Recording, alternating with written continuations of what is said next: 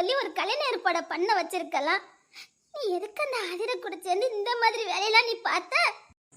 இல்லம்மா, அவனை கூட்டு காட்டும் போதெல்லாம் கேசர தேன்மொழி நிப்பாங்கம்மா.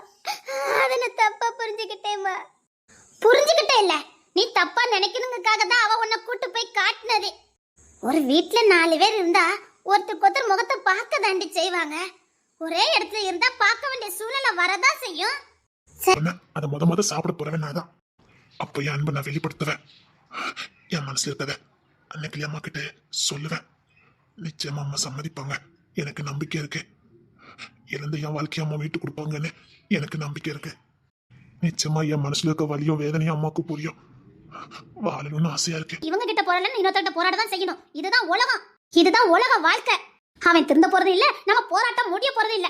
ஆனா அதுல நமக்கு ஒரு நிம்மதி இருக்கும், பேர் இருக்கும், புகழ் இருக்கும். அவனுக்கு தண்டனை மட்டும்தான் இருக்கு. என்னாச்சு இது? ஏன் உட்காந்து அழுதுட்டு இருக்க? அம்மா அம்மா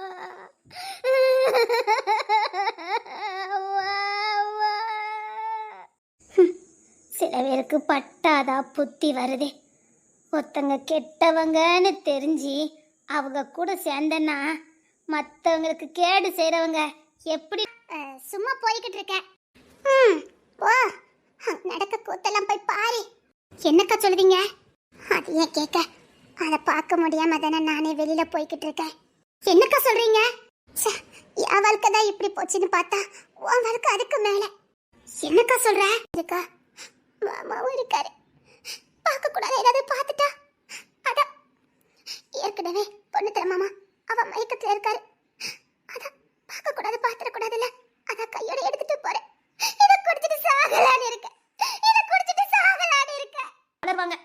உதாரணத்துக்கு சொல்றேன், அம்மா இந்த மலை எப்படி பொழியுதுன்னு கேட்டுச்சுன்னா அதுக்கு உண்மையான ஒரு விளக்கத்தை படிச்சாது சொல்லி கொடுங்க. அலட்சியமா வேண்டா வெறுப்பா ஏதாவது ஒன்று சொல்லணும்னு சொல்லிட்டு போனீங்கன்னா குழந்தை அது நம்பும். ஆனா அதுக்கு உண்மை தெரியும் போது இதே மாதிரி பல இடங்கள்